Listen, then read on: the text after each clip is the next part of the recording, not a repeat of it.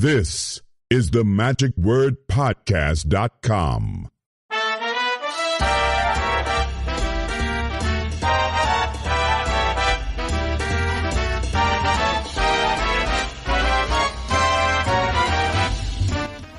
Hello, this is Scott Wells for the magicwordpodcast.com. Well, what a week this past week has been. I went to Las Vegas and had just a wonderful time. I was with my older son, Sean, kind of recreating his birthday. We had a long birthday week. His birthday was actually October the 2nd, and he was 43 years old. But on his 21st birthday, I had taken him out to Las Vegas to see some of the shows, and now we kind of recreated some of those moments, but on a different level this time. It was so much fun, and in part why we went this week was to share the joy with my good buddy, Murray Sawchuk, who was getting married to Danny Elizabeth, and they had a marvelous ceremony. In fact, it was Johnny Carson, who is a journalist there in Las Vegas on the entertainment scene for the newspaper, had remarked that this was the wedding of the year. If you haven't seen this all over the social media, it was every place, so it was great. Anyhow, a lot of fun. So we were there for that wedding. I could go on and on about that, but just check it out. Some of the photos and places and things that I had posted on my Facebook page and on Instagram.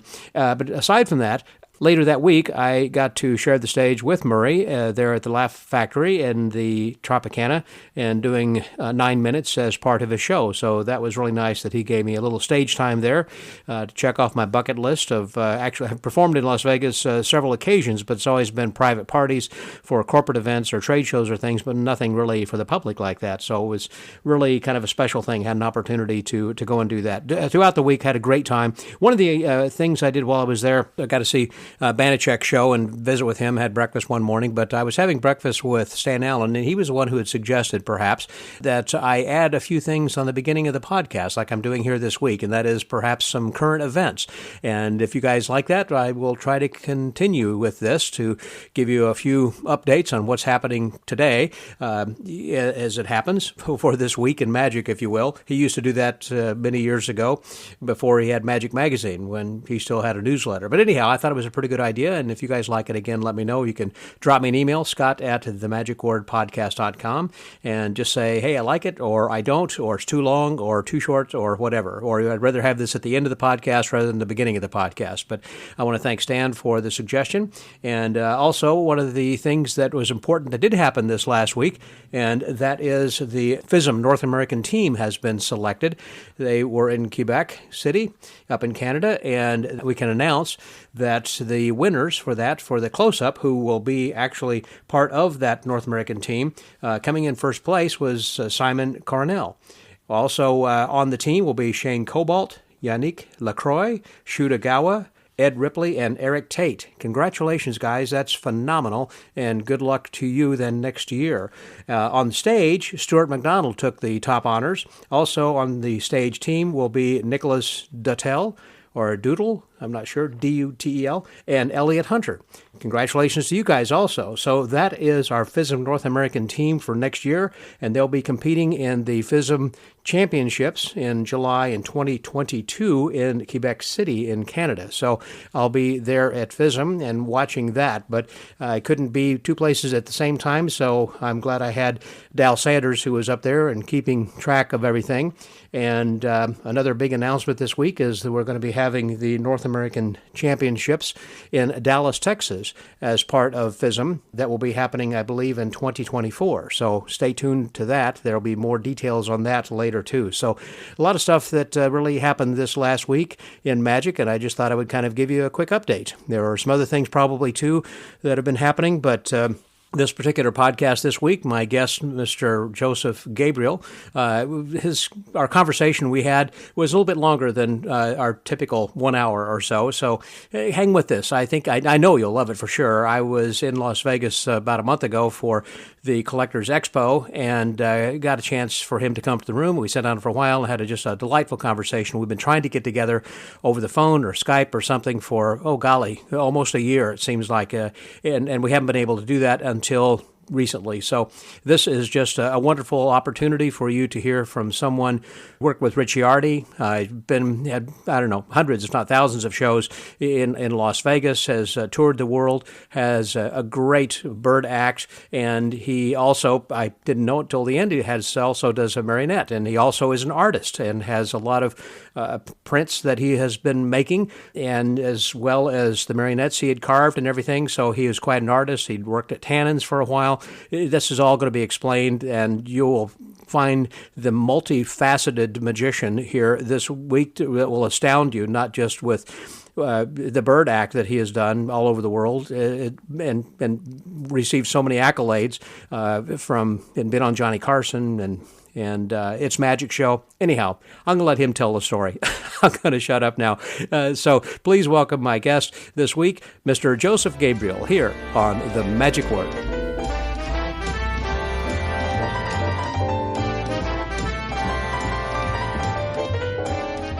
We are now in the great city of Las Vegas, Nevada, and I'm here with someone who is, I think, one of the icons of magic in general, not just a Las Vegas guy that I think of, but also someone who is a tremendous performer. It's been around for a while, and a name you should be familiar with. And if you're not, you're going to meet a new friend here today in Joseph Gabriel. Joseph, can I call you Joey? What do they call you? What do people... Only East Coast. Well, growing up on the East Coast, I'm from New Jersey originally. Yeah. But everybody in New Jersey and New York, Joey, hey, Paul, everyone's Paulie, Vinny, Joey, how you doing?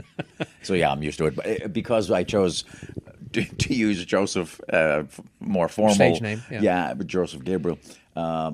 Folks always call me Joseph, simply because that's what they see all the time. They assume. That's right. But all my East Coast buddies and still, Joey, how you doing? I had heard someone yesterday talk to you, and they were calling you Joey, and I thought, well, okay, I wonder if he prefers to go by that, No. or if no, you just it prefer makes a Joseph. difference. Hey, you, You answer, okay, you turn around. Hey, get out of here. That's all of those I kind of obey. That's right. Yeah. So you did move from New Jersey, and you've been in Vegas. You had a circuitous journey. I know that was an odd journey too. I had simply, as a lot of us growing up, were a big fan of Johnny Carson. We knew Johnny, or staff chose one person from the It's Magic show every year in California. Now, I'm a kid. I'm in my late teens, and I'm working on my magic act. What most people know my magic act to be. There was I was 16 years old, about to do the night before party at the Tannen's Jubilee. For those in Kutchner's? Tannen's. Oh, in Tannen's, yeah, but Tony Spina had. But didn't they have the Jubilee at Kutchner's? No. Well, it was in the Poconos, Browns Hotel. Browns, that's what it was. In the Catskills. Okay, yeah. And the night before party was on Thursday. Night before party is folks who arrive because the convention actually starts the next day on Friday. So you, if Tony Spina wanted to test you out, he put you on the night before party. So that's the first time I actually. And if you work out, then they put you on a later show. You graduate to the Friday night, I think, and then further and further. In any event. So I was going to perform the night before party. I'm 17. But when I was 16, my dad used his 8mm camera. This is how is this for technology nowadays? But yeah, and basically that 16mm film of my act looks virtually the same, except I'm simply better doing it now. So I hope 30 years later. And it was no parrots, or I didn't have any of that kind of stuff. No birds, no livestock. Well, birds, yes, but no parrots, no big giant parrots. I couldn't afford them. I was a kid. Are they quite expensive? Well, when I never paid more than like $1,200 for a parrot, a macaw. Yeah. And they I live had for like 30 years. 70 to 100. 70 to I did not know that. So they'll do the act without me. I was going to say, like after you're gone, do you leave room for the laughs there, Scott? Okay. Pause. Because the people at home. 1, 2. Okay.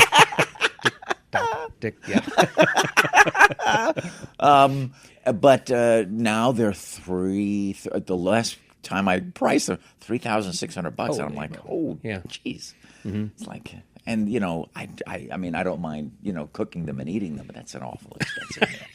most expensive dinner. Now, I think what was phenomenal, again, I wanted to talk about some things, but not necessarily to rehash what you had talked about, Richiardi, during the Collector's Corner, because that was something that David, Sandy, and Lance Rich had put together, and they had a Richiardi evening and everything. But I do want to talk about that a little bit. You went into a lot of great detail about some things in working with Richiardi and his son and the family and everybody. You keep in contact, I guess, with some of these people still? Yes, of course. They're part of my growing up, but my journey starting in New Jersey, I realized Johnny Carson was not going to come to New Jersey to see me. I had to go to where Johnny was, and that's why I decided. Well, he was in New York for a while, and then he went to California. Was it vice versa? But he was in California. I was way decades before I went out to California. Okay. And so that's when I was working with Richiardi's show, and I was with Richiardi's show over a 2-year period. We probably close to a year of bookings because there were spaces in between the different bookings we did. Yeah. We did like 8 months in Atlantic City, 5 weeks in South Africa, Johannesburg, pre-apartheid. I should say before apartheid fell. That was amazing.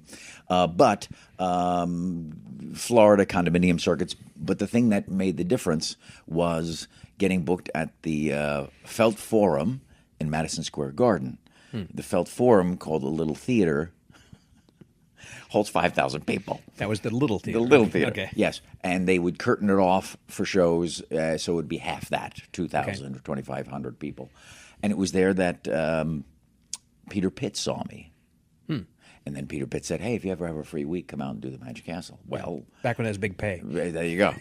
Back when you got $500 a week. And That's right. Had to find your own, own place. Hotel. That's right. And your own food. Yeah. And I went, I have to save up to work the Magic Castle. That's the deal. Yeah. So, which all of us joke about still. Oh, it's like, yeah. But literally 4 months later, 3 months later, I called Peter Pitt and said, okay. And he goes, how's February? Which was 4 months after the Christmas show at the Felt Forum. And I found myself doing my first week at the Magic Castle, first time ever, and met all of the people I had only read about in G Magazine. Yeah. Norm Nielsen. All your heroes. This kind of, there they Norm were. Nielsen, Marvin Roy, the Larson family, everybody in the Larson family. And did they see you and like you and want to put you in this magic show right away? Well, saw me, liked me. Which was lovely, but I owe two people probably a great debt of gratitude for helping boost and help continue my career in L.A., and that was the then president of the Magic Castle, Ron Wilson, and amazing actor, sleight-of-hand artist, close-up magician, who everyone saw got killed in the Godfather movies and in Clint Eastwood movies, Tony Giorgio. Oh, yeah. Great actor. And both of them, my opening night at the Magic Castle, kidnapped me and brought me to the Body Shop. The Body Shop strip club on La Cienega and Sunset Boulevard. I got a funny story about that too. Yes, it's hilarious. Yeah. And where the marquee had shapely outlines of shapely women, silhouettes. Yeah. Yes, there you go. And they take me, and I'm looking at the place, and I'm going, "What a dive! What is?" And it's still around years later. Yeah. But what I found was, as they drove me over there, Shimada's worked here, Norm Nielsen's worked here, the Pendragons, you name it was like kind of a who's who of magicians, top magicians. That's the word I was looking for. And I went, okay, so I go in there and I walk in, and on stage as I walked in was Kitten Natividad. Kitten Natividad was in a giant martini glass taking a bath on stage. And I was like, oh. And what I found out was Jamal, who owned the club, loved lovely ladies and magicians, and he was a member of the Magic Castle. And when I heard the list of magicians who would work there, I went, okay, whatever. They both of these, Tony Giorgio and Ron Wilson, introduced me to Jamal, and they're saying, book this guy. Don't even go see him at the castle. He's there all week. But take our book advice. This guy now. Don't hesitate. And he literally pulls out a contract and says, okay. Right there. Took their right word there for it. And says, okay, let's see what you got. And now I'm like, what, huh? I know nothing about anything. And And he says, I'll come see you Wednesday. So this was a Monday because you start on a Monday at the Magic Castle. Right. And then he comes to see me and he says, please come to the office. And but he literally wanted to sign me that Monday on their word alone, which was very sweet. Well, usually it's after. In other words, if you work the early, I say early, you're working the Palace. And so you're probably working till midnight. So it'd be. Well, what happened was I was working at the castle in February. And he booked me 2 months later to start because you only work a week at the castle. Yeah. 2 months later in April is when I started. April of '83 is when I began working at the body shop. And I believe I have the distinction of working there the longest 5.5 months. Months? Oh, Yeah. my goodness. And what it did was, first of all, you got a crash course in what it's like to be in show business. Jamal said, as I was signing my contract, I'm preparing you for Vegas. What, you're going to take my money? You were about how, yeah, that's right. That's a good You're going one. to rob me now? Now, how old were you at the time? Let me see here. I had just turned 21, I guess. 24, 3, somewhere in there. Okay. And so I went, okay. No, I must have been 20. I must have been 23. And I know exactly why. So I start working there, and literally that stops. Norm was kind of dangling the possibility of its magic in front of me, but nothing confirmed. And I finished working at the body shop and was like, okay, now what? And buddies I had gotten to know simply mentioned, hey, are you familiar with the Comedy Magic Club in Hermosa Beach? Yeah. Mike Lacey still owns it. I'm shocked, and might give Mike a call if Mike's listening. I love you. Mike Lacey has the Comedy Magic Club. One magician works at the Comedy Magic Club.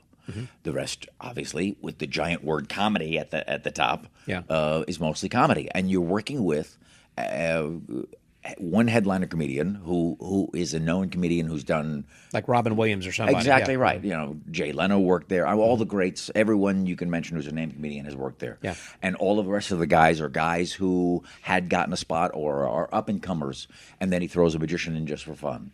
My opening night there, it was wild because it's community dressing room. So here I have got my chickens, and I'm rolling handkerchiefs and doing stuff, and all the comedians are. And you were working with parrots at the time? Then No. Not yet? Wait a minute. Let me see here. No, I don't think. Yes, I did. Yes, I had a parrot. So I'm trying to keep my parrot quiet, and these guys are just. When you have a group of comedians, all they do is make fun of each other. I would imagine They rib each other. They and at times it's brutal. In the dressing room. Yes, Yeah. it's brutal. And it's like a locker room gone crazy, Yeah, but no it's holds hilarious punched. and Or punches funny. held. And they're Yeah. watching me set up my act because when you're in a situation like you can't care. Yeah. They're worried about doing their jokes. They're worried. They're all timing starting and to everything. pace They as don't it gets care closer. about No, you they putting could a dove in a harness and no whatever. could Yeah. care less. They don't care. They may watch during the course of the week. Yeah. But they're and during the course of the week they said, I know where they're hidden because I've seen what Yeah, you've done. note 'em. But when I watch your act, I have no idea how you're getting them from A to B. Yeah. And I was like, well, good. Thanks. Just like I don't know doing my job. I don't know why the audience likes you either. Good one. Yeah. So it was the week I was there. Bob Saget was the headliner Yeah. before Full House. Oh, wow. Okay. Yeah, so this is early Was 80s. he playing Blue back then? Do you remember? A little bit. Okay. He seems to be more now. Yeah, he does now. More now, Yeah. but I think he was just beginning to realize that sometimes blue material worked. Yeah. In any event, it was a very good opening night. It was a Monday again. I get a standing ovation, which I was like, wow, this is crazy. But everyone's there. They're having a great time. They're drinking like crazy. It's a comedy club. All the comedians, Larry Miller, all of these name people who have become names during the course of the 80s were there. And I'm like, Kirkenbauers, there was another one, I think. Amazing, talented people. And but they hadn't become known yet, like myself. Mm-hmm. They became nationally known. I became magician-y known. Okay. Right. And so I get a message from one of the waitresses. Mike Lacey would like to see you in the office after the show. Now, when you hear that, you don't think, I'm going to give you a raise. Yeah. I'm out of here. Yeah. Yeah. I'm thinking, I just did my one night only. Yeah. And he says, Hey, it's good to have you here, but what's going on? I said, I'm sorry. Well, magicians don't get standing ovations here. Do I need to tell him to sit down? I'm sorry. Yeah. I thought that was my goal. Yeah. And he goes, then he smiles and says, "No, you did fantastic. Yeah. It's amazing that on an opening night that would happen on a Monday. Usually the crowds are much better as it gets towards the weekend, but Sure. Wow, very impressive. Have the Tonight Show people seen you yet? Huh. No. Tonight, I don't know. It's like Right. I'm months in L.A. Yeah. And he says they will. Days later, on a Wednesday night, Jim McCauley, who was the talent scout Yeah. for comedians and for variety acts, comes to see the show. Mike Lacey comes back and says, Jim's in the audience. Okay. I do my act, get a nice reaction from the audience. After the show, Jim comes to me and says, when are you available? Wow, just like that. Yes. And that's exactly what I said to him. Wow, just like that? I said, there's no angels from heaven. There's Yeah. no marching band. He goes, no, it's just that. He goes, it's just that simple. Yeah. And he goes, you're great. Johnny will love you. And you're great. You're good enough to be on the show. There's no question. Yeah. I was like, wow. And when are you available? And he gives me a date. And it's in October. And I'm like, you're walking on air. It's like, oh, my God. Yeah. And I went, wow. And then the week finishes. He calls me like a week or two later and says, we're going to have to cancel your date. And my heart just... Yeah. And we have another date for you on November 3rd. Don't Did do you say that that to first? me, Jim. Don't do that. And then he laughs. Yeah. Like it's a gag. Yeah. And I'm going, yeah, then that's why you're a talent scout. And you're killing me. And he goes, yeah, I know, but it's fun. No, for you. Yeah. November 3rd is my birthday. Oh, wow. And I went, what a great birthday present. So literally for me, I wind up going to L.A. in February. I start working at the the Body Shop in April. And like by the time I arrived in LA 7 months later, I'm on the Tonight Show with Johnny, and it was fantastic. And that is a lovely experience in itself. And 4 months later, I find myself at the Lido de Paris in Las Vegas at the Stardust Hotel. So I often tell folks, watch out what you wish for. Yeah. Because it just may come true. I always say you should also not only have dreams but have plans, because Mm-hmm. you may achieve your goals if you do follow a plan, and you'll get that sooner. If you just kind of go anywhere and you bounce around, you Right. may achieve a goal, Right. achieve something that you wanted to do, but you need to actually go for it. And that's something in which it sounds like that you wanted to do, and you got to it a lot faster than you expected. To a great degree, a lot of the time, the acts that are booked to do the It's Magic show, one of them is chosen, John Shrum, who was the set designer for the Tonight Show, would sort of sit in on rehearsals and tell Johnny who the up-and-coming, and Johnny loves manipulation, so he would tell Johnny who the manipulators are, or whoever, whatever, or this guy is the one we should get, and that helps plug for Bill Larson, and Milt Larson plug the It's Magic show for ticket Was John sales. Shrum actually kind of going to the Magic Castle and seeing all the acts, and so that's why he kind of had his finger on the pulse? Because he's involved. He was involved with the set design of the Tonight Show, and then was very good friends of Milt and Bill Larson. So he Milt and seemed Bill to- were whispering in his ear also. Yeah, it seemed to be the go-between. He Okay. seemed to be the go-between. Okay. And I'm sure if there was if they needed to have Jim McCauley come see the confirm show, that yes. But I already done the Tonight Show, so Yeah. for Milt, it was kind of funny when I get summoned to Milt's office. It was, well, you've already done the Tonight. You already. Yeah. So it was fun. I was already booked because I think I was already booked to do the Tonight Show November 3rd, and the It's Magic show was before my birthday or something like this or whatever. Or Now, back maybe I was during wrong. the Johnny Carson show, that was when he had such an audience, and if you appeared on there, a lot of times people I've talked to who have said, after I appeared, I got this job or this Correct. opportunity. My phone was ringing off the hook literally Now, the that's next day. what I was wondering. Was it? Did I you was really? also recognized in the street the very next day. I go to the open market on Fairfax, was it? And yeah, I'm recognized. And it's funny because it wasn't like back in the day when it was like the Ed Sullivan show. where there's only 3 channels. Yeah. And everyone on Earth was, everyone in America who had a America, television was watching the television. So Jay Marshall told me that about doing the. Literally, he got recognized everywhere because everyone's watching the other. The 3 networks, so, right. but I was kind of amazed, and it just made me be aware of the power of television. Did you turn things over to an agent? I mean, they're contacting. I would have loved to have found a nice, powerful agent that said, "Hey, young man, Let me handle you." Yes, exactly right. But no, it didn't happen. So people were calling you directly. Correct. The next day. Yes. Wow. And so how could you sort that all out to say, well, I want to do this or that, or you already had contracts to do something? Or? A few things came up, but what happened, and the reason I'm stumbling here is because over the years, a lot of young guys have come to me asking me advice of how do I get to be booked in Vegas? How do I get to be well-known amongst the magic community? Blah, blah, blah. And it's all lovely and wonderful what happened to me, but what I've told them is it's similar to being an artist in that you give canvas and brush and paints to an artist, and they all will create something different. You'll get 100 artists. It'll be something different that winds up as the end result.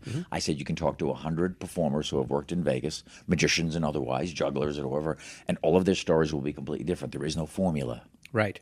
The only thing I knew sitting in New Jersey was if one of my goals was to work the Magic Castle and if one of my goals was to be on The Tonight Show with Johnny, I had to go to California. They weren't coming to see me. I mean, yes, of course, Peter Pitt just happened to be in New York to do something, and he happened to come see Richiardi's show that I happened to be in. Yeah. All of those blocks had to be, the dominoes are lined up. Yes, exactly right, in order for it to happen.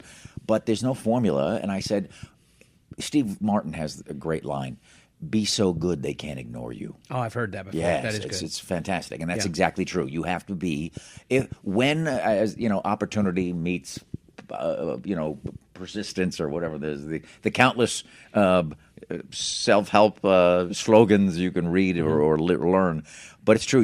When the opportunity comes, you have to be ready for it. And to a great degree, I would tell these young guys, I don't believe I was ready to do my first Tonight Show spot. Yeah. I felt I had something unique I had created in my Dove act. The thought process was I didn't want one dove where I bunched up a silk into a ball and had a dove climb out of it. And in fact, I felt great when I get one of the ushers comes backstage when I was at the Flamingo in City Lights and says, there's a gentleman in the audience who wants to see you after the show. His name is Channing Pollock. Wow. And I went, oh, my God. And when Channing first sees me, the first word out of his mouth is, I love your act because you don't do me. Yeah. And I was like, wow, it really sank in. He loved the fact that I took it. I'm in Tails. Yeah, I'm producing White Doves, but I'm not doing his style and not doing his technique. Not that there's anything wrong with it. It's gorgeous when it's done. I could watch Channing now and just go, oh, my God, it's just brilliant. But his style was different from Cantu. Correct. Correct. And then I watched Shimada in, I think, 1975 on The Tonight Show. And that was, I believe, Shimada was the first person I ever saw do an instant dove production on the cane. When he would have a handkerchief, you're expecting a dove of a handkerchief, change it to a cane, and then a dove instantly appears on the cane. Right. And again, you meet your masters. I'll share the story. I'm privileged enough to be asked by Milt Larson to do the It's Magic show. Opening night, I'm on the bill with Senior Wences. How amazing is that? I saw that show. Yes. I was working the castle there you go. that week doing close-up because Senior Wences came in to see me perform. And I remember they had a reception also for Senior Wences. Yep. You remember that? Yes. Okay. He was in his 80s. I wonder if that's when we first met. But amazing. But anyhow, yeah. But and as much as we may have seen him on television, to see it live, there's something about it's oh my God, just brilliant. All right, it's all right. I mean, and then all of that stuff that we take for granted. You go, here's the guy. That's right. This is the one. This is the guy that. All right, it's all right. Started it all. Came. That's where it came. That's the source. Yeah. Just fantastic. And I love the fact that at the time his female manager or agent Simone Finner in L.A. I'm rehearsing my act at the It's Magic show. It's in a lovely aside. And I felt like, oh, yay, I'm at the It's Magic show. Sure. I'm rehearsing on stage at the Variety Arts Theater, which is gorgeous. Yeah. And Senior Wentz is rehearsing next. And I'm finishing up my rehearsal. And I hear from in the audience, Joseph, would you get off the stage? Senior Wentz wants to rehearse.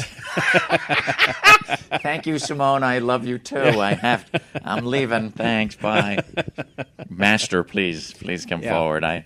It's like certain things as you go through your life, or at least for me in my show business career, you're blessed. You feel like you're on cloud nine, and then something like that happens, and it just brings you right back down to being humble. And, humble again. Yes. Yeah, you can't get a big head because someone's there with not a pin, a machete. Yeah. Chop. Anyway, I got off on a tangent. Well, when you were working with Richiardi, Yeah. you were performing then too, didn't you? I mean, as part Yes, of like a variety. I was- You weren't like not an assistant or a lead man. Or, Yeah, I was doing my bird act in and around New York, and what and again, when young guys ask me, I said, perform at magic conventions. Go do an IBM show, do an SAM show. Compete also. Oh, what? You're getting paid $100 or they're giving you gas money? Yeah. Okay. Take it. Go, Yeah. but do the show. Go work I the was Lions just- Club, work fraternal I was luncheons, just speaking chicken dinners. at the convention. I was just speaking to a young man who just began doing. He loves card magic, and he just began a year ago or whatever. He's 15 or whatever. And I said, do shows for free. The main thing you have to do Flight time. Yes, exactly right. You have to get time in front of people as much as in your brain as you think. Because we have met them all, these young guys who think, I'm not talking young guys who are known, these young guys who think they know everything because they know how to do 2 card tricks. To videotape yourself, now that privilege is available to everyone, when you're performing, so that you see yourself as that, and you look at it as if it's someone else, and you can rip it to shreds, and which I often do, even watching me, because it's so helpful to see. You can watch that performer and judge what you think should be changed in what you're watching. It's that simple. Sure. But I said it's more than card tricks. It's performing. It's your personality. It's being funny if that's what you want to do. Whatever character you want to bring to this, you can. But it's also your personality that's going to make it different. Doing card tricks that everyone else is doing is fine, but it's not going to get you anywhere. You're just going to be one of the many. Yeah, so You're not going to stand out. that's correct. Going back to what Steve Martin was saying. Exactly then right. too. Oh, yeah. Wow, interesting. Well, you had. But you mentioned Richiardi, yes. So I'm in and around New Jersey, New York, doing SAM shows and IBM shows and doing whatever shows may come up, and all of a sudden I'm at Tannen's. Yeah. And I illustrated Tannen's topics. Started I think I was a junior in high school. Again, it was luck. I happened to be in the Tannen showroom when Tony Spina came out to talk to his then partner Jack Ferrero, and said, "Hey, I'm looking for another artist. We got to find another artist for Tannen's Topics." Somebody had stopped working. I'd gotten a gig, and they were too busy. And I think I was like a junior in high school, and happened to be with my mom at Tannen's, because driving in and around New York was, for lots of folks, is hellish nightmare trying to get parking or whatever. Yeah. So I think my parents had driven me in. And my dad was downstairs, like looping around the block or trying to get a parking space. Right. And my mom happened to. I'm a junior in high school. I'm a kid. I'm a middle teen. And she says, "Well, Tony, my son draws." What? Mm-hmm. Yeah, my son draws. Kid. Kid, bring your portfolio and show me your stuff. Yeah. And literally the next day, I took the bus into the city and showed him my stuff. And he goes, "Okay." And so I started, like when did you start? $10 a drawing, and Yeah. I started illustrating for Tannen's Topics, and I did that for years. Helped me get through high school, pay for high school stuff, and helped me do stuff through college. I then started illustrating. Did you study art in college? I was doing art since I was born. My mom sent me a few years ago sent me drawings I did in kindergarten. Wow. That she had kept for forever. The 500 years I've been here, and and so that's why at the I started when the pandemic hit. I started doing my art again. But so I'm working at Tannen's and doing stuff. But I'm delivering drawings to Tony Spina, and I hear through the grapevine, Richiardi's looking for another act. Richiardi, who's that? Yeah. Oh, he's you haven't, I had never heard of him. And he's performing at the Village Gate Theater or like right down the block. Really? Go see the show. You're insane. You should go see the show. Yeah. Oh, okay. I guess I'm insane. I go see the show and blown away. I'm blown. Never seen anything like that. Unbelievable. Now, some of the illusions, sure, I've seen.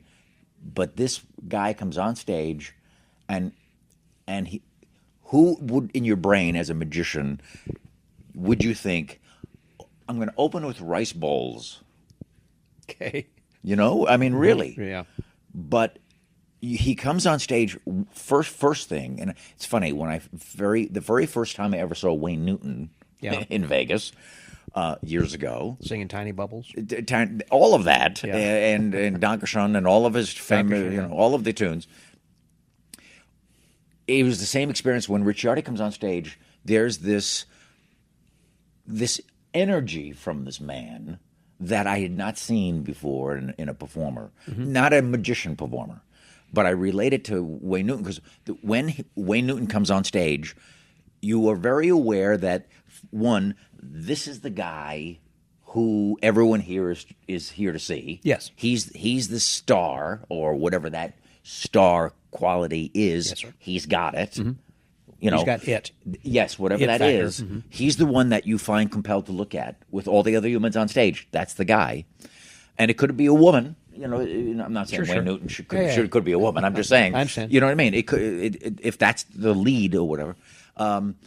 He is dressed like his tux was airbrushed on him. He looks impeccable. He looks and the same thing again, decades later with Richiardi.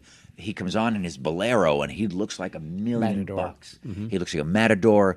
There's something about his personal energy, the way he looks, the way he moves, everything about him this is amazing. Yeah. This is the person to see. The power You of couldn't take whatever your eyes that off of is. him. What's that? You can't take your eyes off Correct. of him. Yeah. Whatever that power is, he's got it, and you're compelled. Your mouth is agape watching this guy. Yeah. And then he does rice and water. He does a transposition effect of rice going from one side of the stage to the other using rice bowls and some magic-y canister. He finishes. The audience erupts in like violent applause for this man. Wow. And I'm sitting there going, wow. Now, I guarantee you some of the audience were saying to themselves, what just happened? What did he do? What happened? Yeah. I saw rice and I saw water, and now I'm seeing rice and water again. And I guarantee you some of the people didn't realize that, the rice was on the left and now it's on the right, and the water. Because they were watching the play. Oh, my God. That was 'cause unfolding He's in front of out. them. There's 4 assistants. There's tables being moved. He's hurtling props over his head. They're catching them fast-paced. behind him. Yeah. Oh, my God. It's like, and it's nonstop. And then out comes the Temple of Benares, and he's shoving, and the girl gets in, and he's shoving swords in her, and all of this 10 minutes of intense performance power. Yeah. All choreographed to the T, and boom. And it's like, geez. And it's almost like the only thing I could relate it to is like a Bruce Springsteen or an Elvis coming out on stage and doing 3 tunes in a row and blowing the audience away, and they're left like literally reeling back, going, "Oh my God, what did I just see?" It had that power. And again, years later, Wayne Newton, when I come to Vegas, is this name person. I've, of course, heard of Wayne Newton before coming here, but I'd never seen him perform. And now I'm watching him. And now I'm understanding, why does this man have this name?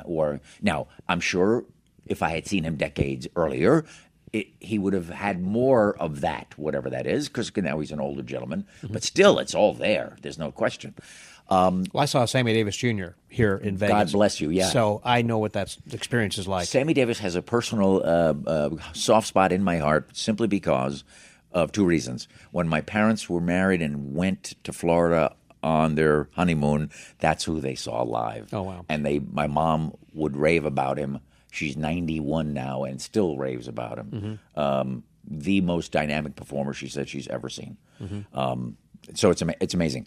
I, living in this crazy town for years, a lot of the supermarkets used to be open 24 hours. Okay. I go to some kind of supermarket in town and simply go grocery shopping. It's 3 o'clock in the morning.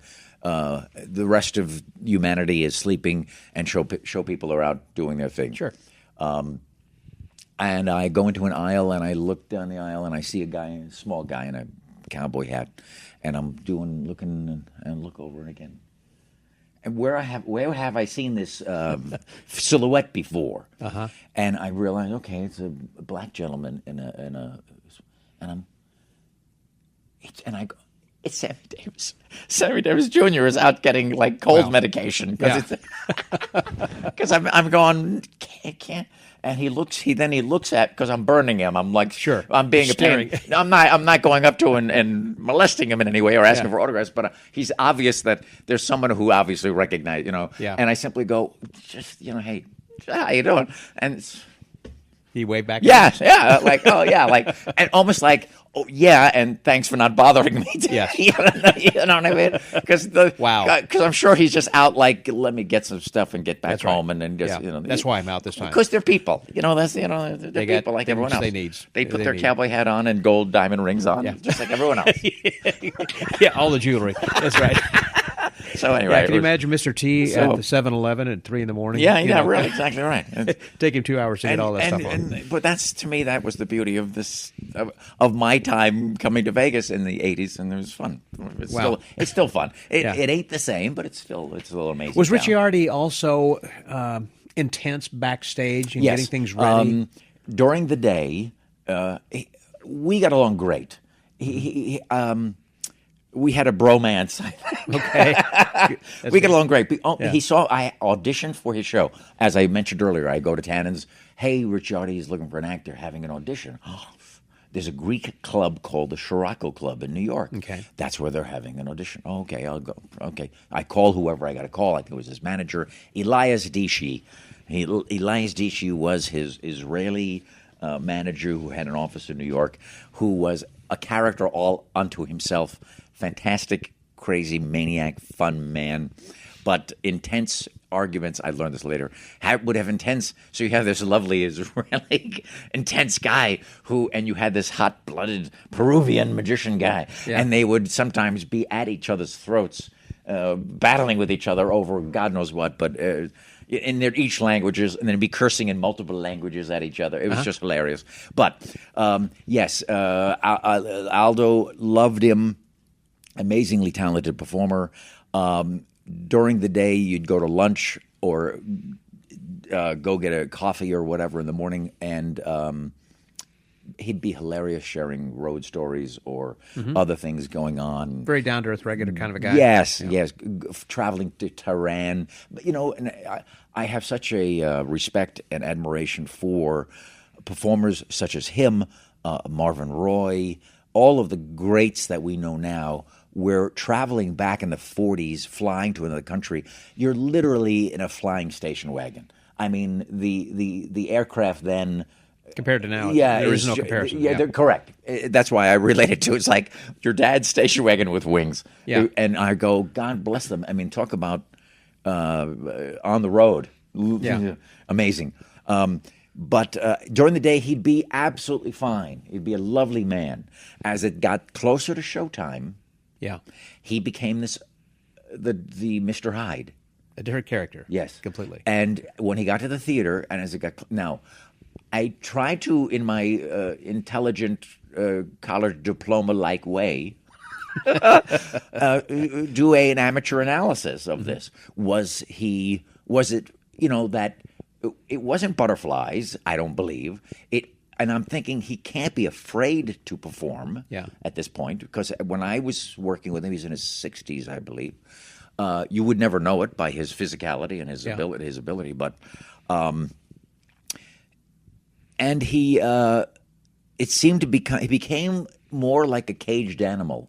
Maybe it's just attention to detail to make sure everything was perfect in its right place. Yeah, and again, here's a gentleman, if you see video of him, where he's depending on other humans all the time, assistants. Now, Ricardo, his son, Rena was his daughter, but there was usually another female assistant, another male assistant, who was not family. And although these people were trained, there was no knowing whether or not these people were going to be as sharp as the rest of the gang in the show. Okay, makes sense. So maybe there was that fear or trepidation of, something's going to go wrong or something can go wrong. I don't know. But you would think after, it's one of those things for me, having now done a big giant monster show of my own over time, that if someone does something wrong, like goofs up or makes a mistake, I blame myself. Yelling at somebody backstage doesn't help anything. Right. Yelling at a performer or tech people doesn't help anyone. Because unless you're thinking you're going to fire that person, there's none of that. Even if that's going to happen, why yell and scream? It doesn't solve it, because you have to get to the problem and solve it. So after you're done having your little tirade or your little personal exponential anger management display, you've got to get back to reality and solve the issue. That's why a lot of the times when the show is going on and I see people freaking out, I always say, well, first you freak out. I said, how about this? How about you skip the freak out part and get to the solution? Yeah. How do we solve this? This has happened countless times in countless shows. That's live show business. That's what happens. That's what happens. Yeah, he would get to be very tense and tight, and some days worse than others. Some days he'd be goofing around and fun right before the show. Yeah. Like he'd be in his tux, curtain about to go up, and he's doing shtick and he's doing gags. It's funny. Yeah. For me, it was like going to school, watching, because I'm now not watching it from the front, which was always fantastic, but watching it from the wings in Atlantic City when we were in a boardwalk theater, and it was like a small 300-seat cabaret, and he's doing the brooms and all the occulted chair and all the big illusions in this small space. So I'm literally not 15 feet from him when I'm standing in the wings. Different perspective, also. Yeah, oh my God, yes. And again, it was Richiardi's College of Magical Knowledge. It was like, what makes him this person? How has he become this icon of amazing performance that when you ask David Copperfield or anybody who is of any ilk in the business who their favorite, they all mention Richiardi. Yeah, it's just and here I am working with him, and I had the pleasure of calling him friend and hanging out with him, after shows, going to dinner. For how many years? Like I said, over a 2-year period. 2 years, probably a year total. Okay. I wish it was longer, but that's just the way the business is. Sometimes you do. For example, I was at City Lights at the Flamingo for like 9 years, and I rarely see any of the performers. Really? You just kind of do your thing, go back to the dressing room, and then leave? Nino, Freddy, well, I rarely see it. Now that the show's been over for a while, I rarely see any performers. We all see each other when we get to work. Now the show isn't running. I don't see them in town. And so why would I not run into one of those humans? Sure. There was like 60 people in the show, stagehands. Now, when someone dies, everyone has a memorial. And I go, why do we show up and see each other? Celebrate their life while they're living. But why don't we get together like every year and just hang out and go to a bar or whatever, and or a picnic or whatever? Why do we have to meet when somebody's gone?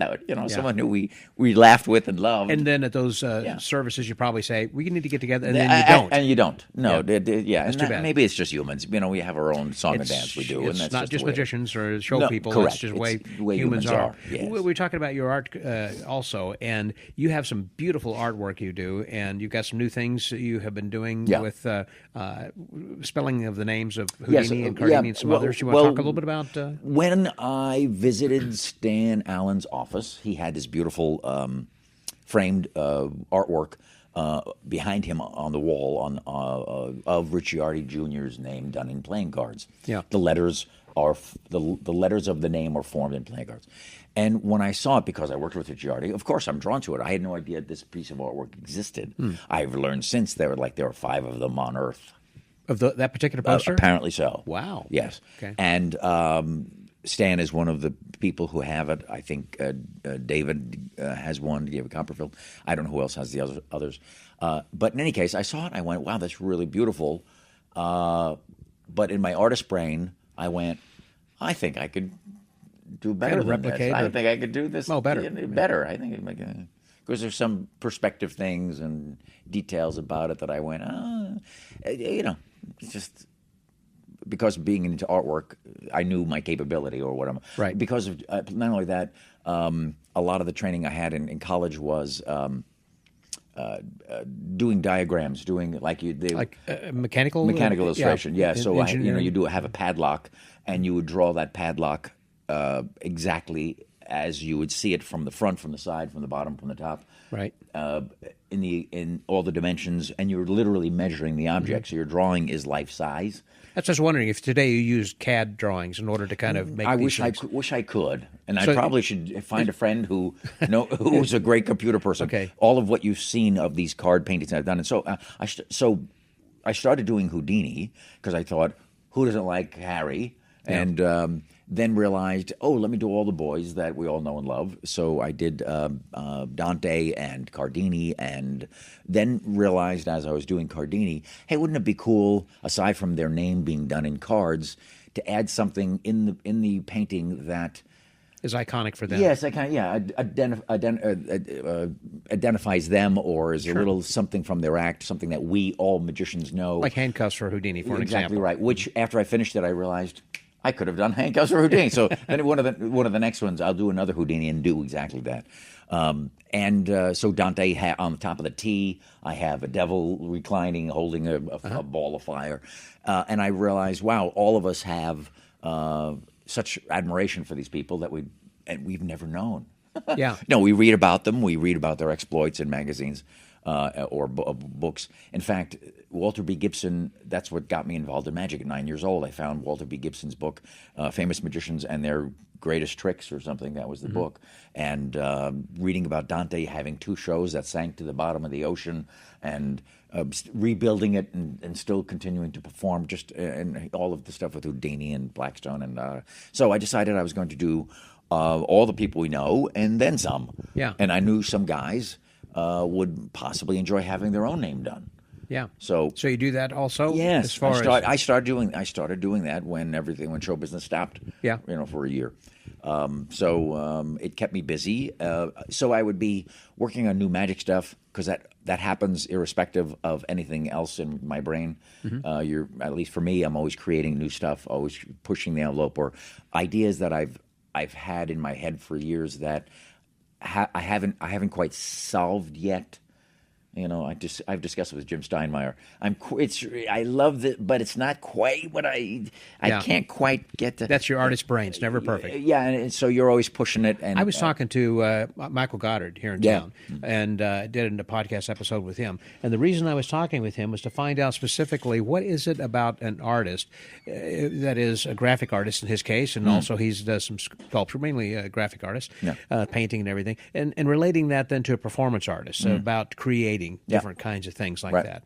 And it was very interesting. And I was saying, whereas a magician can perform some art and then they can perform it again saying, well, I'm going to do this a little bit differently. I'm going to stand this way. I'm going to use this line or whatever. Yeah. But when it comes to art, have you ever seen something on someone's wall or in a museum and said, I wish I could, or I'd like to just kind of take my brush and add something to that? Absolutely. And he said, I absolutely do. Oh, yeah. I think it's a natural thing. Not only that you see something and you say to yourself, how would I do that? Or, how would I approach this? Or at times, which much like watching magicians, and I relate it to that, you'll see something and they'll fool you, which is why we do this, I think. So we still see people that fool us.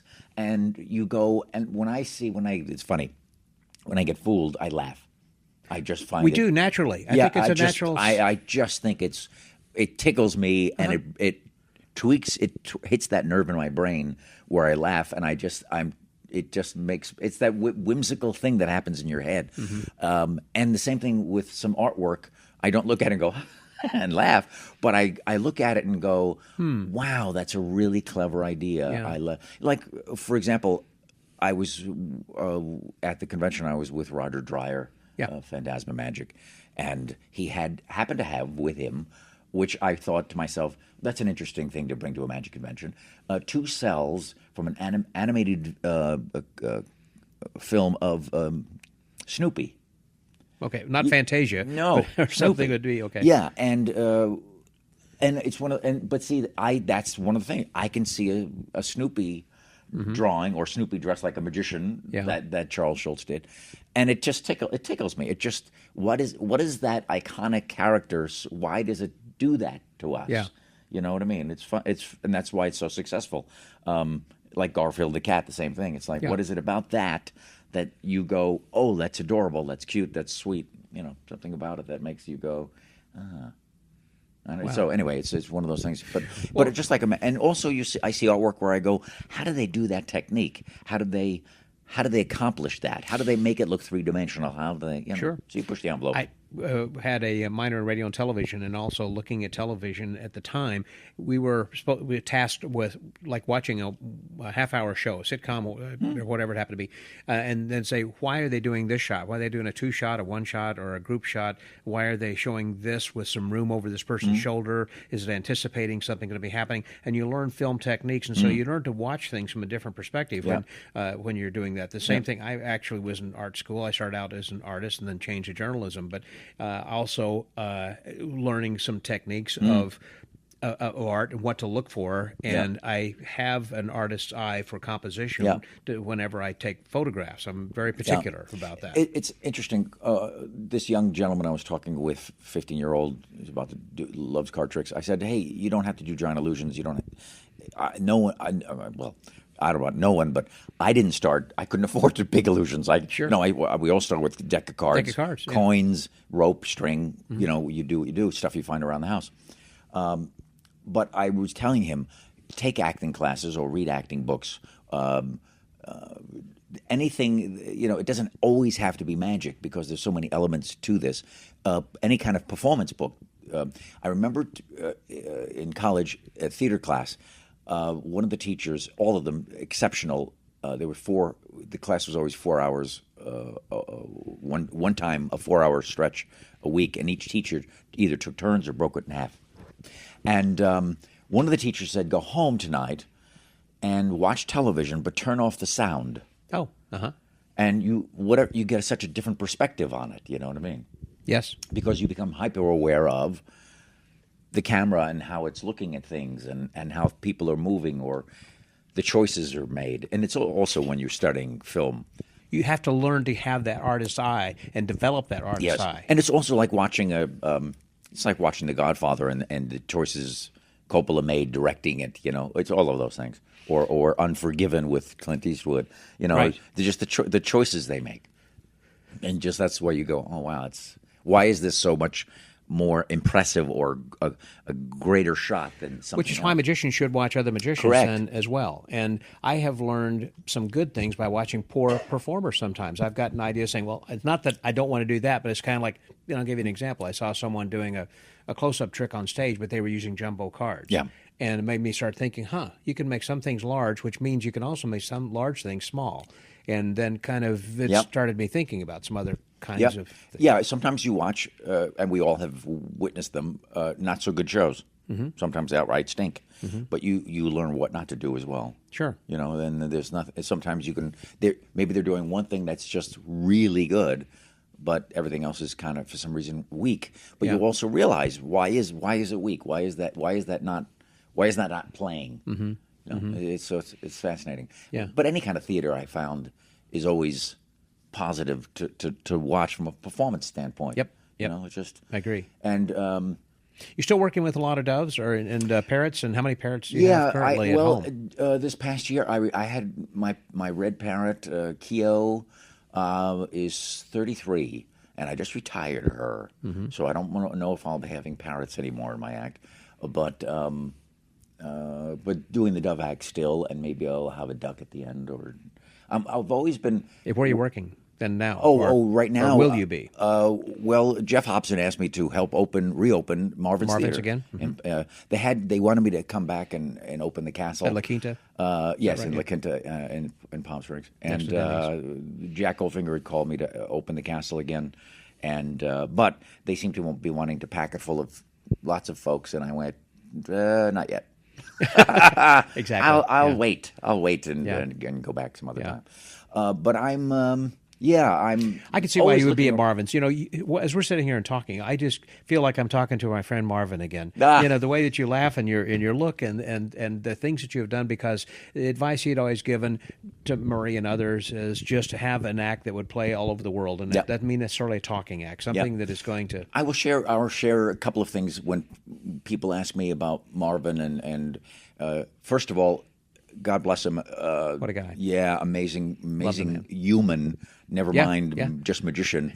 But when you talked, you were the only person in the world. He would just be absolutely looking at you. Absolutely, just fantastic.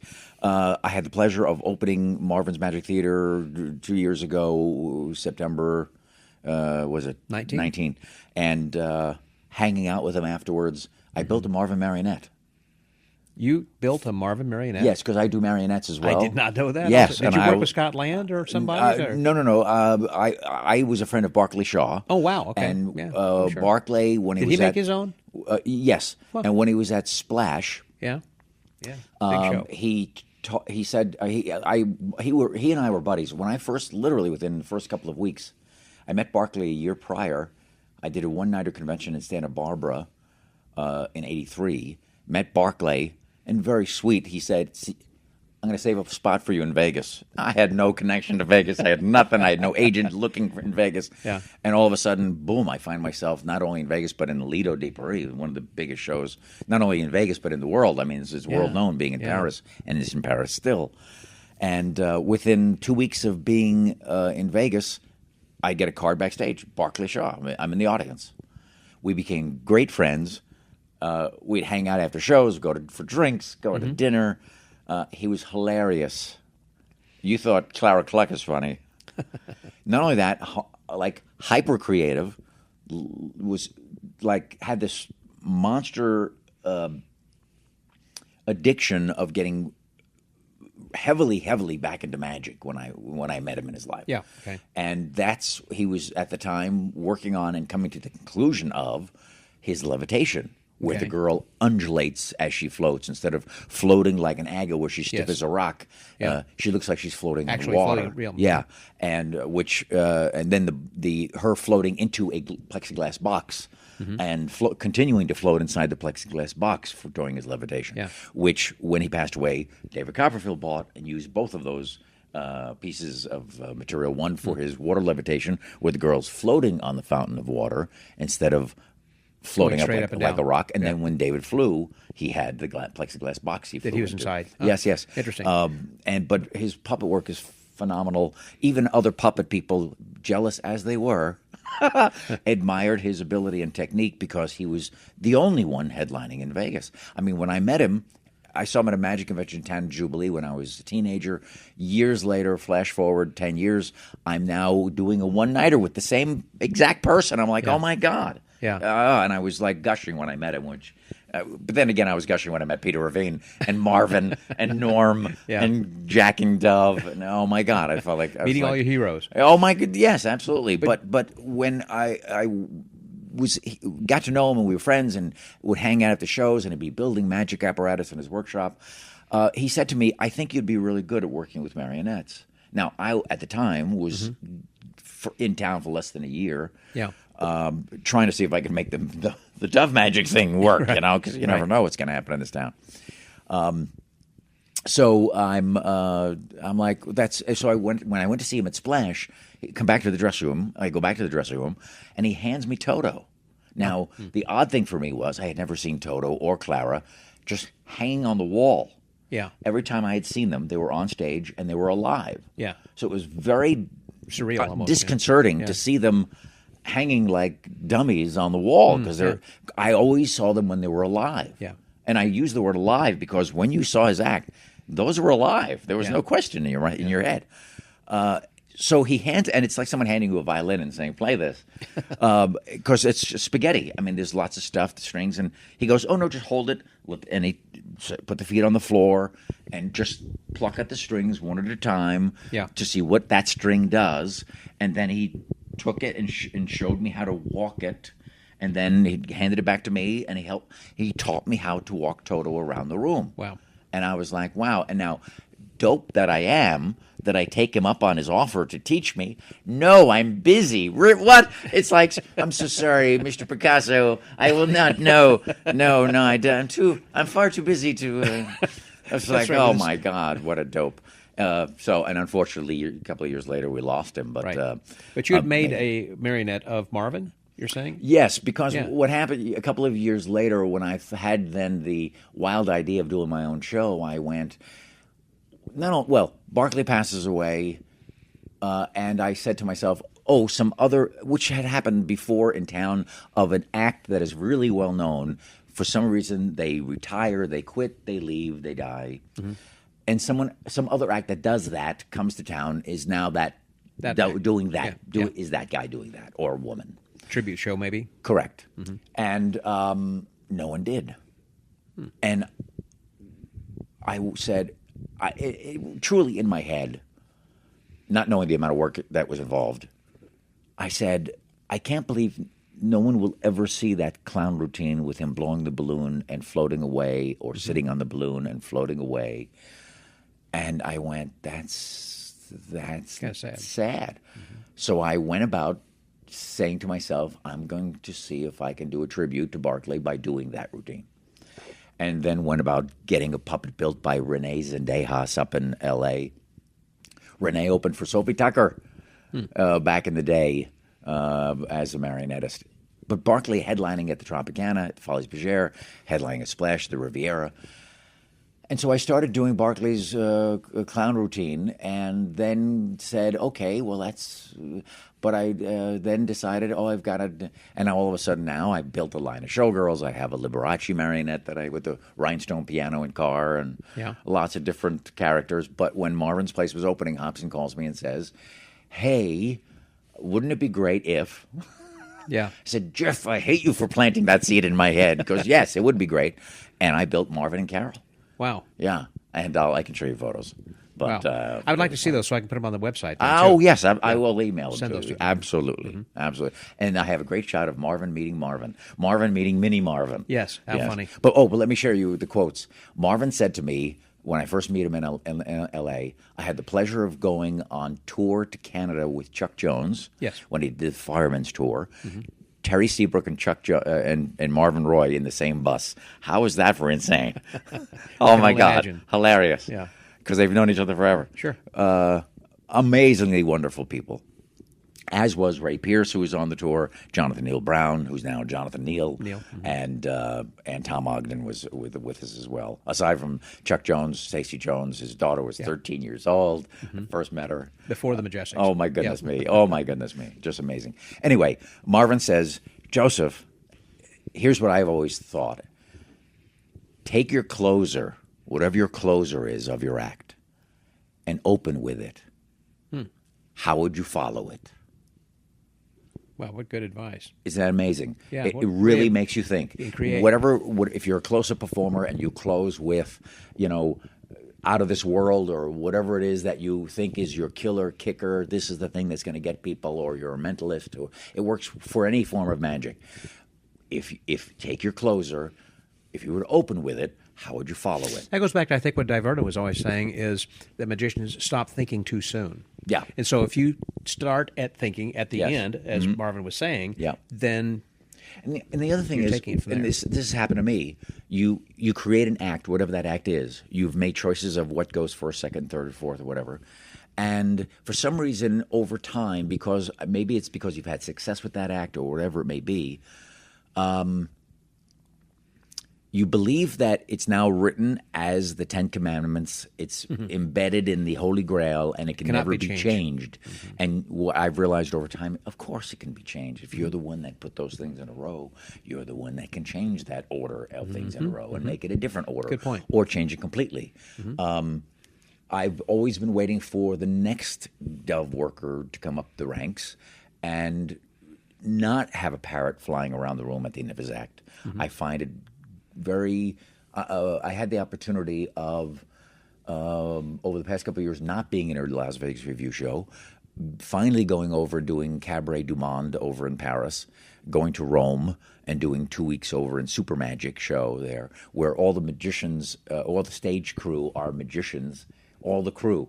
All of the crew backstage in the house, the lighting, everyone knew my act, which is very sweet. I go to Malaysia to do a magic show for 4 months.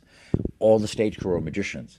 So for both of those shows specifically, Joseph, can you rehearse your act? And usually when I rehearse, they play my music and I mime my act. All of my doves are invisible. Yeah. Okay. So I mime my act, and I just go through so everyone sees how I'm going to move. Spotlights know what I'm going to do. And I said the only difference is there'll be doves. Sure. But everything else is the same. Right. Well, while I'm in Rome, all the stage crew are magicians. I'm in Malaysia, stage crew. I look in the wings, and it looks like a bad Tai Chi class. All of them are doing the movements of my act with me. Even the illusionist, when I was in Rome, said, "I've watched and very sweet. I've watched your dove act 500 times. The older guys who had VHS tapes said that I broke the tape watching, but they're doing miming my act with me, and I'm going, get out of here." Wow. Flash forward a couple of years ago, Steve Daly asked me to do Abercorn-Dabra. And when you do Abercorn-Dabra, he has you do a lecture. He forces you at gunpoint. You got to do a lecture. And I had never done one before.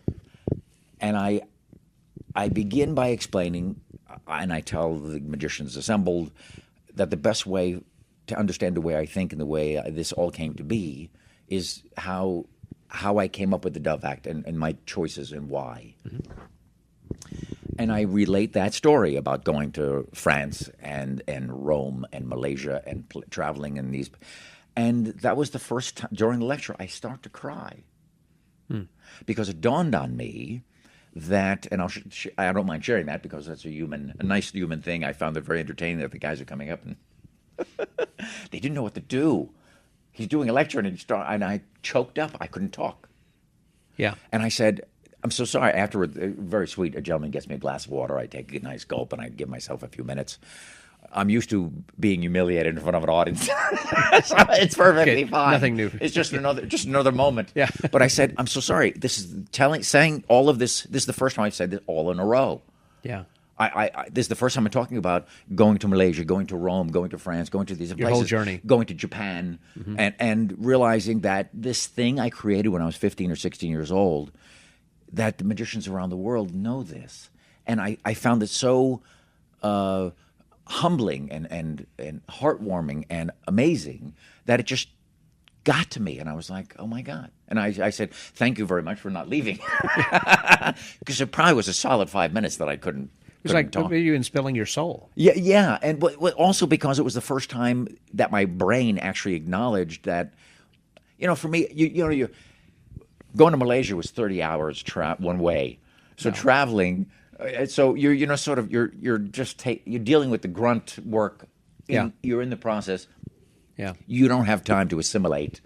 And it was only at that moment when I said, "Oh, I'll talk." I'm sort of formulating my little legal pad of information for Steve Daly of what I'm going to say, and I'll touch on Rome and traveling there and feeling privileged to have gone. Yes. But it was only when I listed all those places and all those magicians knew my stuff. I'm going, I kind of had a moment, and it was very like beautiful. Seeing your own career, yes, for a moment. Yes, like now I'm seeing what other people are seeing. Yes, have seen. Yes. And I'm very glad it happened because a number of guys came up to me after the lecture, and shared some of their stuff with me, which was very sweet. It was almost like a therapy class. Yeah. That's what I was going to say. It sounded like therapy. And it was lovely, and it was funny. Also, when I started doing the lecture, and if I have the opportunity of doing it again, I will. I think the current president of the SAM was there, if I'm not mistaken. Tom Gentile in Iowa. I believe so. president. Yeah. And unless you're just president for a year, I don't know, because this was a couple years ago I did this, so I don't know how long you were president. President, just 1 year. Oh, 1 year. So 1 it's year probably a time. different human now. Yeah. But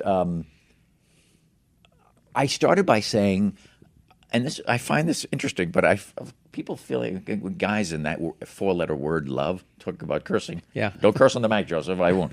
But that four-letter word love that people have issues with. I started by saying, I love this. I've been doing it forever, but I love doing this magic stuff. Sure. It just, it's one of those things. When I was a kid, I wanted to be Norman Rockwell before I found my first magic book. And after this, I said, I want to be a great magician. That was my thinking. Not good enough, but I read this book about famous magicians, and I said, I want to be one of those guys. That sounds amazing. That sounds fantastic. I didn't know it was going to be dove magic. That was going to, but when I found that thing, when I found dove magic, and that was the thing that electrified me. That's the thing that sent electrical spark through my veins, and I went, that's what I want to do. It was like from City Slickers when Curly says, there's one thing. Yeah. And that was the one thing for you. You just Correct. got to find whatever that is. And when I've had the opportunity of doing talks for kids in school and things as well, and I said it could have been a book on being an astronaut or plumbing or car repair. That it's that one thing that you go, wow, I love this. And guys would often say that. I love being an accountant or whatever it is.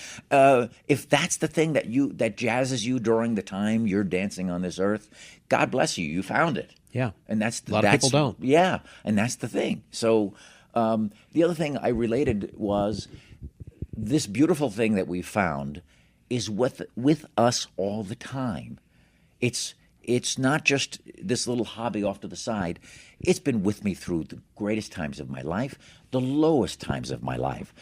I'm talking personal tragedies, personal whatever. Highs and lows. Yeah. Highs and lows, divorces, people passing away, whatever. It's always there. It's that constant companion. Yes. And it's that thing that jazzes your veins and makes you go, wow, I love this, and I'm going to continue to do it and push this crazy, wonderful ride as much as we can. Yeah. I think it's great. Wow. Yeah. Wow.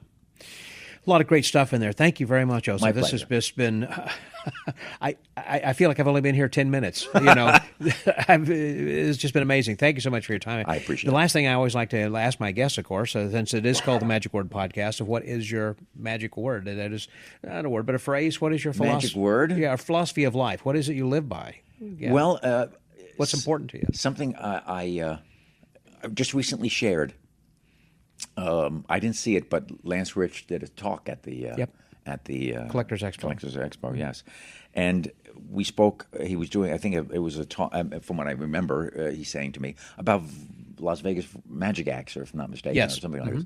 And I shared a quote with him that what I wasn't meaning to, but as we were talking on the phone, and him saying, "Hey, could I get some scans or some photos of you from City Lights or the Lido or the shows you've been in?" And and I said, we started talking about just generic stuff and life and magic and stuff. And he asked me about what it's like to, when you're backstage, whether it's performing on The Tonight Show with Johnny and you hear that voice introducing you that all of us have grown up with, or when I performed for Reagan in the Ford's Theater in Washington, or any show, or an important Moment in your life. moment or convention I've done, or just the daily doing the shows at the Flamingo or wherever, Caesars or wherever I've worked. And he said, do you ever get nervous? I said, oh, absolutely. Mm-hmm. Sometimes I'm absolutely terrified. Sometimes I'm completely like, oh my God. But I said, it's terrified and thrilled at the same time. And I used both the terror and the thrill as an energy for the performance. Yes. I feel it's kind of channels me. Mm-hmm. As when I was younger, seeing Richiardi come out on stage and go, wow, who is that guy? That power, that energy. Yeah. And I said, what I related to is like walking on a tightrope. Is it terrifying? Yeah, you look down and it's 20 stories down and it's terrifying. It's oh my God, you're you feel every molecule in your body. But if you take a moment and you take a deep breath and you look around and you just can appreciate the view from up there, it's just amazing. Yeah, that's what he's saying. It's about being on the tightrope, being able to look right down and that's right, and go and just it's terrifying. You look down and go, oh my! But when you look up and you see, you have the best view of anybody in the room. You know, that's great. Yeah, Joseph, thanks again. My pleasure. This time has been invaluable for me, and I appreciate your friendship. And thanks for your words. Thank you, Scott. It's great. Appreciate it. Glad we were able to do this finally. Yeah, we've been trying for so long, and so now I will say so long. So for the Magic Word Podcast, that was Joseph Gabriel. This is Scotty out.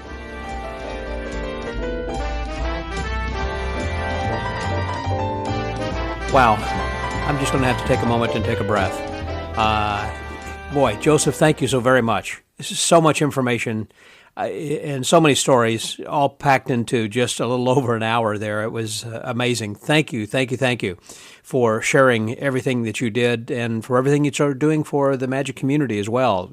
I hope everybody goes to themagicwordpodcast.com where they can take a look at the photos you had sent me. There were the pictures of Marvin and Carol marionettes, as well as some examples of your artwork, which is phenomenal. But also, it was good advice there towards the end as well, is walking on a tightrope and enjoy the view while you're up there. Because, as I mentioned in the first part of this podcast, I had just a very small view from there, I guess, when I was on the Las Vegas stage here this last week. And no comparison to you or anyone else who does this all the time, but just to have that little smidgen of a glimpse, I guess you would say, from that tightrope, and to kind of look around the room and see hundreds of people out there and being able to entertain these people who had come from all over the world to enjoy something. And it was interesting to just take a moment and enjoy the view. So, until next week, stay well, get booked, and use your terror and your thrill to focus your energy so that when you're on that tightrope, you will enjoy the view. This is Scotty out.